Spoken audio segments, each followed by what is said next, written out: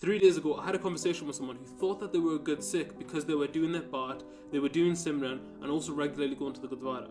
However, as soon as they said this, I realised they missed out a core part of what Sikhi actually is. Guru Nanak Dev Ji didn't make Sikhi so that we just check boxes off a list. The purpose of these practices is to transform who we are internally. Now, even if we just take the word Sikhi, Sikhna, to learn, you can learn something. But I really believe that the best type of learning is one that influences your actions. Something that changes the way that you live, something that changes the way that you act.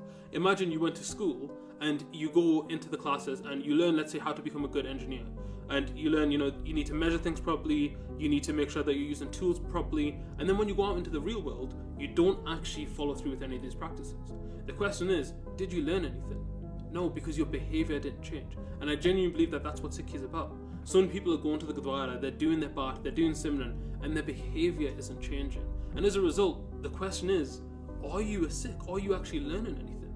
Because internally, nothing has changed. Now, don't get me wrong, I'm absolutely all in favour of people doing their Path, their Nitnem, going to the Gurdwara. These things are what actually help us to change. Even in Gurbani, it says, Gurmukh karni kar kamave, ta isman ki soji bave, which means that the Gurmukh practices doing good deeds. And through this, they start to understand their mind. So things like doing Seva, things like going to the Gurdwara, things like doing Path, things like doing Simran, these are the things that help us to understand our own mind. But the purpose is not to just do it so that we can check things off a list and call ourselves a Sikh. The purpose is to do it so that we can start to understand our minds better and become closer to Vaheguru. And if you know someone that needs to hear this message, make sure you share this video with them.